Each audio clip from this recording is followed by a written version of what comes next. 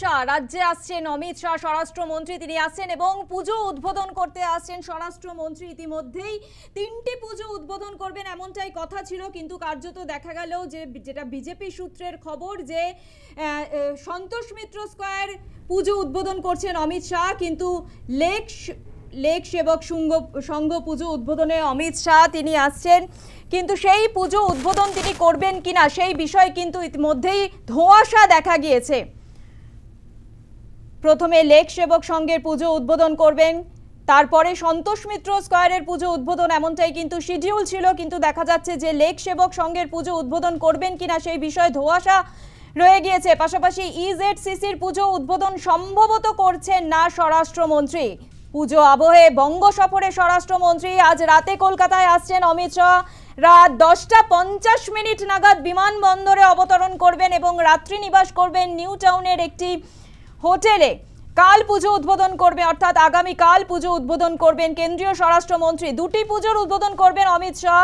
প্রথমে লেক সেবক সংঘের পুজো উদ্বোধনের কথা রয়েছে, তবে সেই পুজো উদ্বোধন নিয়ে এখনো পর্যন্ত ধোঁয়াশা রয়েছে। যেহেতু সময়ের অভাব, তাই প্রোগ্রাম কিছু কাটছাট করতে হবে, এমনটাই কিন্তু বিজেপির তরফ থেকে খবর। পাশাপাশি যেটা জানা যাচ্ছে বেলা 12:30 নাগাদ সন্তোষ মিত্র স্কয়ার পুজোর উদ্বোধন করবেন কেন্দ্রীয় স্বরাষ্ট্রমন্ত্রী, কিন্তু ইজেডসিসির পুজো উদ্বোধন সম্ভবত করছেন না। আর এই বিষয়ে কুণাল ঘোষ তিনি কিন্তু বিজেপিকে কটাক্ষ করেছেন। কচা পুজো উদ্বোধন অমিত শাহের, এক্স হ্যান্ডেলে কটাক্ষ কুণাল ঘোষের। 3টি নাকি 2টি পুজোর উদ্বোধন করবেন। 3000 পুজোর উদ্বোধন মুখ্যমন্ত্রীর, 3 আর 3000-এর তফাৎ বুঝলেন? কটাক্ষ তৃণমূল নেতা কুণাল ঘোষের, অর্থাৎ অমিত শাহের এই সফর নিয়ে কটাক্ষ তৃণমূলের, কটাক্ষ করেছে কুণাল ঘোষ। কটা পুজো উদ্বোধন করবেন অমিত শাহ, আর এই বিষয় নিয়ে অর্থাৎ অমিত শাহের এই সফর নিয়ে সুকান্ত মজুমদার কেন্দ্রীয় মন্ত্রী তিনি কি বলেছেন শোনাবো।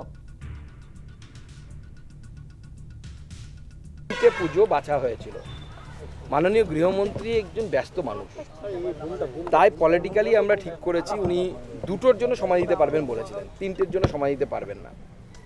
তাই আমরা ঠিক করেছি উত্তর কলকাতায় একটি, এবং প্রথমে ইজেডসিসি ঠিক ছিল যে উত্তর কলকাতা এবং ইজেডসিসির পুজো তিনি উদ্বোধন করবেন, কিন্তু তারপর আমরা দক্ষিণ কলকাতার একটি পুজো বাছি এই জন্য যে দক্ষিণ কলকাতা মমতা বন্দ্যোপাধ্যায়ের গড় বা মমতা বন্দ্যোপাধ্যায়ের বাড়ি, সেখানে আমাদের বাড়ির ভিতর ঢুকে দাদাগিরি দেখাতে একটু ভালো লাগে আমাদের। মাননীয় গৃহমন্ত্রী আসেন, তাই তাকে দক্ষিণ কলকাতা নিয়ে যায়, ওই কারণে ইজেডসিসিকে বাদ গেছে। স্বাভাবিক দুটো করতে পারবেন উনি, তার বেশি সময় ওনার নয়, এক দেশের গৃহমন্ত্রী, আপনাকে বুঝতে হবে।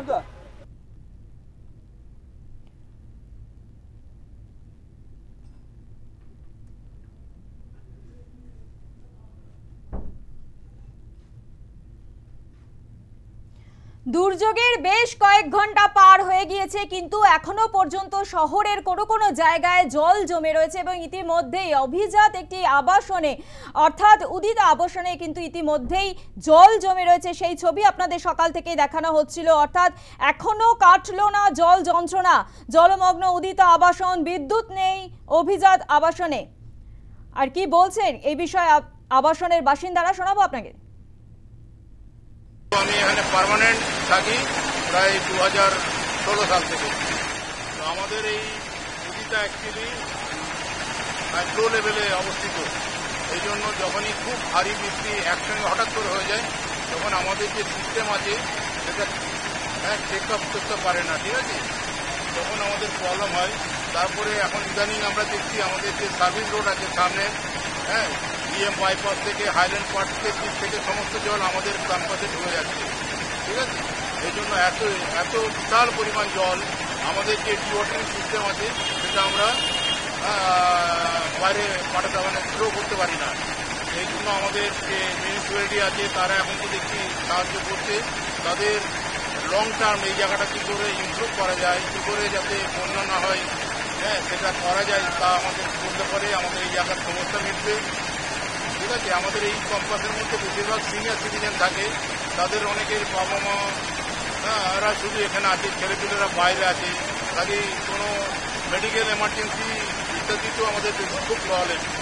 সেই জন্য আমরা গভর্নমেন্টের কাছে আমরা অনুরোধ করছি, আমাদের মিউনিসিপ্যালিটি যেন আমাদের এই জায়গাটার উপরে একটু তারা আমাদের একটু দেখে কি করলে আমাদের ভালো হবে। আপনারা জানেন যে বৃষ্টির জন্য অর্থাৎ দুর্যোগের কারণে জমা জলে যেভাবে বিদ্যুৎপৃষ্ট হয়ে মৃত্যু হয়েছিল 11 জনের এবং নেতাজি নগরে এক ব্যক্তি তার মৃত্যু হয় বিদ্যুৎপৃষ্ট হয়ে, কিন্তু সেক্ষেত্রে দাঁড়িয়ে মুখ্যমন্ত্রী মমতা বন্দ্যোপাধ্যায় তিনি কিন্তু আর্থিক সাহায্যের কথা ঘোষণা করেছিলেন, যদিও এই পরিবার অর্থাৎ এই মৃতের পরিবারের তরফ থেকে কোনো রকম আর্থিক সাহায্য নেবে না এমনটাই জানানো হয়েছে। জমা জলে যেভাবে একের পর এক বিদ্যুৎপৃষ্ট হয়ে মৃত্যু হয় এবং তারপরে নেতাজি নগরে এক ব্যক্তি তার মৃত্যু হয়েছিল, কিন্তু মুখ্যমন্ত্রী মমতা বন্দ্যোপাধ্যায় আর্থিক সাহায্য নেবে না এই মৃতের পরিবার, এমনটাই কিন্তু জানানো হয়েছে। কি বলছে মৃতের ছেলে শোনাবো আপনাদের।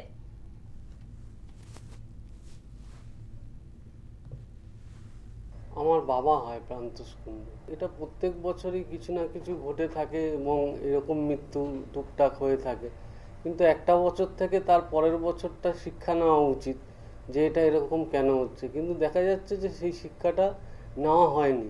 এবং এই সিএসসি এবং কেএমসি তাদের সবার উপরে বসে আছে সরকার, সেই সরকারের উচিত ছিল সঠিকভাবে তার তদারকি করা এবং প্রত্যেক বছরই জলের বৃষ্টি হয়, জল জমে এবং ঘটনা ঘটে, সেগুলো থেকে শিক্ষা নিয়ে আগামী দিনের পথে চলা উচিত ছিল, কিন্তু সেইভাবে তারা চলেনি। তাহলে চললে এই মৃত্যুগুলো এড়ানো যেত। হারা হয়েছি অর্থাৎ বাবাকে আমি হারিয়েছি, এই ক্ষতি তো কোনোভাবেই পূরণ করা যায় না, কোনো কম্পেনসেশন দিয়ে করা যায় না।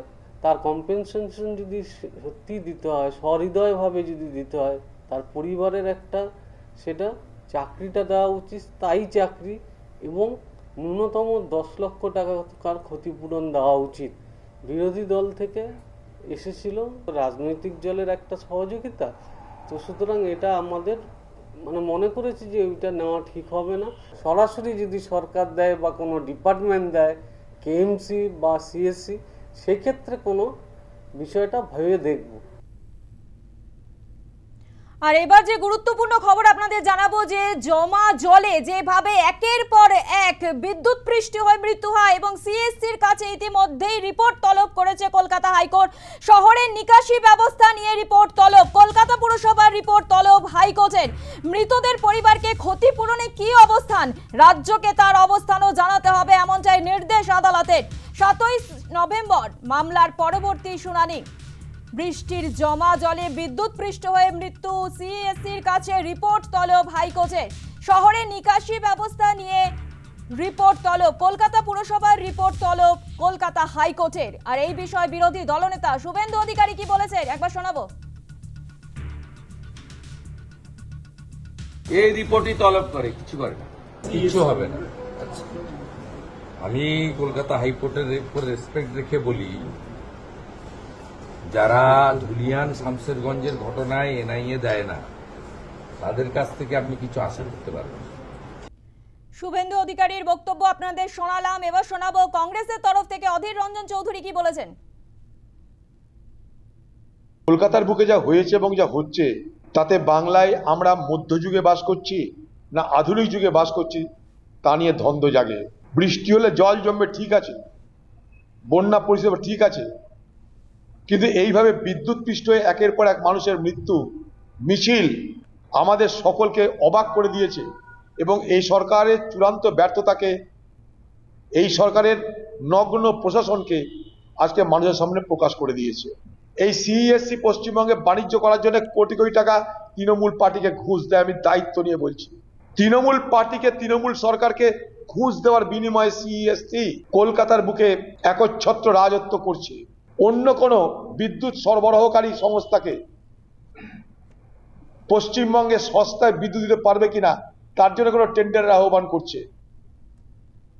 বৃষ্টির জমা জলে বিদ্যুৎপৃষ্ট হয়ে মৃত্যু, সিএসসির কাছে রিপোর্ট তলব হাইকোর্টের। শহরে নিকাশি ব্যবস্থা নিয়ে রিপোর্ট তলব করা হয়েছে। এই বিষয়ে আরো বিস্তারিত জানবো, ফোন লাইনে রয়েছে আমাদের প্রতিনিধি প্রিয়াঙ্কা আইচ ভৌমিক। প্রিয়াঙ্কা, সিএসসির কাছে রিপোর্ট তলব হাইকোর্টের, আর কি জানা যাচ্ছে? ভারপ্রাপ্ত প্রধান বিচারপতি সৌমেন সেন ও বিচারপতি অপূর্ব সিনহা রায় ডিভিশন বেঞ্চ কিন্তু এই রিপোর্ট চেয়েছে। রাজ্য পুরসভা এবং সিএসসির কাছে রিপোর্ট তলব করা হয়েছে।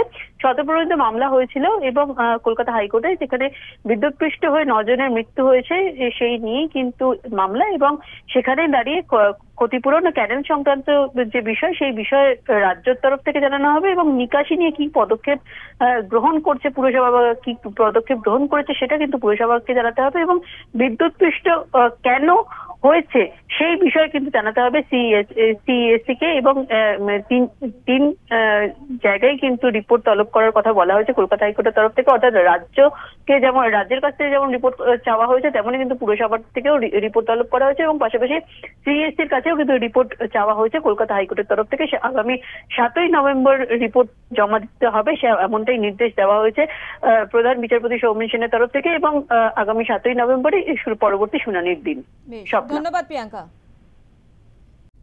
ফের পথে গ্রুপ সি গ্রুপ ডি চাকরিহারারা। আপনারা জানেন যে আজ তারা বিকাশ ভবন অভিযান করে এবং এসএসসি ভবন অভিযান করেন এবং ধুন্ধুমার পরিস্থিতি সৃষ্টি হয়, করুণাময়ীতে একেবারে ধুন্ধুমার পরিস্থিতি সৃষ্টি হয়। 7 মাস ধরে চাকরি নেই চাকরিহারারা, এমনটাই জানাচ্ছেন বিকাশ ভবনের সামনে অবস্থানের হুঁশিয়ারি দিয়েছেন তারা। ফের পথে গ্রুপ সি গ্রুপ ডি চাকরিহারারা, এসএসসি ভবন অভিযানে ধুন্ধুমার পরিস্থিতি সৃষ্টি হয়। আর এই বিষয়ে চাকরি প্রার্থীদের কি দাবি শোনাবো একবার। আমরা হচ্ছে 2025 সালের ফ্রেশ ক্যান্ডিডেট এসএলএসটি। আমাদের মূল দাবি হচ্ছে আমাদের ভ্যাকেন্সি বৃদ্ধি করতে হবে এবং যে 10 নম্বর যে এক্সট্রা দেওয়া হচ্ছে সেই 10 নম্বরে আমরা সম্পূর্ণ বিরোধী। কারণ 10 নম্বর হচ্ছে যেটা দেওয়া হচ্ছে, যেটা আর্টিকেল 16 কে ভায়োলেট করছে, যেটা সম্পূর্ণভাবে মৌলিক অধিকারকে ভায়োলেট করছে। সেই নাম্বার কি করে অ্যাড হয়, সেটা গেজেটে কিভাবে অ্যাড হয়, যেই প্যানেলটা সম্পূর্ণভাবে নাল অ্যান্ড ভয়েড, সেই প্যানেলকে কি করে 10 নম্বর পাইয়ে দিয়ে চাকরি করে দেওয়ার ব্যবস্থা করা হচ্ছে, আমরা তার বিরোধী। আমাদের ইতিমধ্যে আমাদের অবিলম্বে আমাদের ভ্যাকেন্সি বৃদ্ধি করতে হবে এবং 10 নম্বর গেজেট থেকে সরাতে হবে। আমাদের এটাই মূল দাবি, আমাদের মৌলিক অধিকার রক্ষা করতে হবে। আমরা এই আবেদনটা করছি মাননীয় মুখ্যমন্ত্রীর কাছে এবং শিক্ষামন্ত্রী সেক্রেটারির কাছে যে আমাদের এই দাবিটা আপনারা মেনে নিন। কারণ আমরা যোগ্য ফ্রেশার্স, আমরা অনেক দিন, আমাদের 9-10 বছর এসএসসি পরীক্ষা হয়নি, এত বছর যখন পরীক্ষা হয়নি সিটও।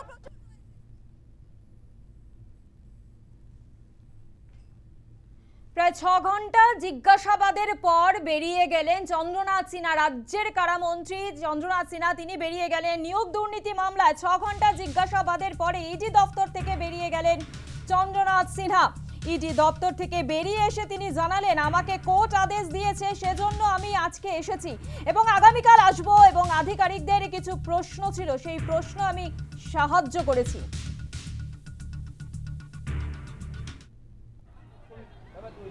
কতক্ষণ কি কথা বললো বা পুরোটাই কি আপনার সঙ্গে কথা বলেছে? দেখুন, কোর্ট অর্ডার দিয়েছে, আমাকে আসতে বলেছে, আমি এসেছি, আজকেও কালকেও আসবো।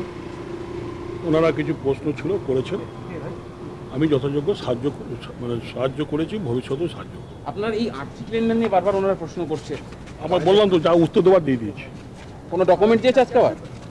কোন ডকুমেন্ট চাইলো আজকে আবার? আচ্ছা, চাইবে ওরা, কালকে চাইবে। কি চেয়েছে ডকুমেন্ট? এখন চাই না, কাল চাইবে, কাল চাইবে। সামনে চল। দেবীপক্ষে রেকর্ড বৃষ্টিতে বেসামাল কুমোরটুলি, ঘুম উড়েছে মৃৎশিল্পীদের। নির্দিষ্ট সময়ের আগে কাজ শেষ করা বড় চ্যালেঞ্জ তাদের। এখনো পর্যন্ত নির্দিষ্ট সময়ে প্রতিমা মণ্ডপে তৈরি শেষ হয়নি, তাই নাওয়া খাওয়া ভুলে ব্যস্ত কুমোরটুলি। দেবীপক্ষে রেকর্ড বৃষ্টিতে বেসামাল কুমোরটুলি। সোমবারের 5 ঘন্টার বৃষ্টিতে জলমগ্ন হয় গোটা কলকাতা, যার প্রভাব পড়েছিল কুমোরটুলিতেও। অন্যান্য বছরের তুলনায় এবারে বৃষ্টির পরিমাণ অনেকটাই বেশি। শিল্পীদের দাবি, এর আগে এমন বৃষ্টিপাত তারা কখনো দেখেনি। বৃষ্টিপাত হলেও কখনো তাদের প্রতিমা তৈরি করার জায়গায় জল ঢোকেনি, তবে এবছর পুরো এলাকায় জলমগ্ন হয়ে পড়েছে।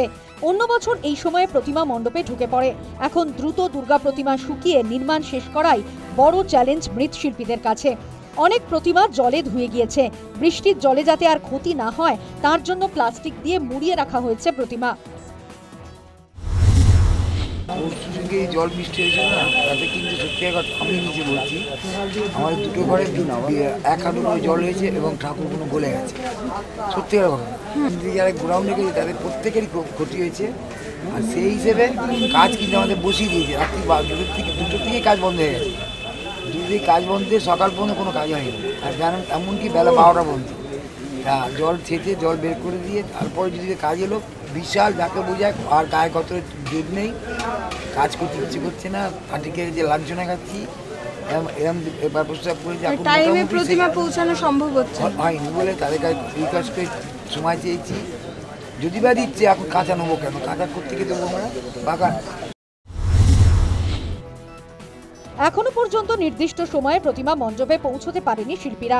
এমনকি যে প্রতিমাগুলো মণ্ডপে পৌঁছে গিয়েছিল, বৃষ্টির কারণে তার সাজ নষ্ট হয়ে গিয়েছে। সেসব আবার নতুন করে ঠিক করার দায়িত্ব রয়েছে। বৃষ্টিতে অনেক ক্ষয়ক্ষতিও হয়েছে এবং সেখানে আমাদের পরিশ্রমটা দ্বিগুণ হয়ে গেছে। প্যান্ডেলে গিয়ে আমাদের তখন ঠাকুর সাজাতে হয়, কেন সবারই উদ্বোধনের সময় থাকে। তো সেই ক্ষেত্রে অনেক ক্ষতি হয়েছে এবং কাজের পরিধিটা ব্যাপকভাবে বেড়ে গেছে। এবং যারা সাজপত্র নিয়ে গেছে, অনেক সাজপত্র তারা প্যান্ডেলে রেখেছিল, তারাও বুঝতে পারেনি। অনেক সাজপত্র জলে নষ্ট হয়ে গেছে, সেগুলো আমাদের ঠিক করতে হচ্ছে। মানে আমাদের চরম দুর্দশার মুখে পড়তে হয়েছে। শত বাধার মুখেও এখন ব্যস্ততা কুমোরটুলিতে। নির্দিষ্ট সময়ের আগেই সমস্ত মাতৃ প্রতিমা মণ্ডপে পাঠানোই মৃৎশিল্পীদের কাছে বড় চ্যালেঞ্জ। একদিকে যেমন তার প্রতিমা কখন পৌঁছাবে মণ্ডপে তা নিয়ে চিন্তার হাত তাদের মাথায়, এবং তার পাশাপাশি যে মূল্যে তারা প্রতিমা তৈরি করেছেন তার থেকে আরও বেশি মূল্যে কিন্তু তাদের প্রতিমা ঠিক করার কাজ করতে হয়েছে, এমনটাই কিন্তু জানাচ্ছেন শিল্পীরা। অর্থাৎ 5 ঘন্টার বৃষ্টিতে কিন্তু একেবারে কুমোরটুলির শিল্পীদের বেশ ক্ষয়ক্ষতির সম্মুখীন হতে হয়েছে। ক্যামেরায় শ্রীকান্তের সঙ্গে Pritipatra report, news time Bangla, Kolkata.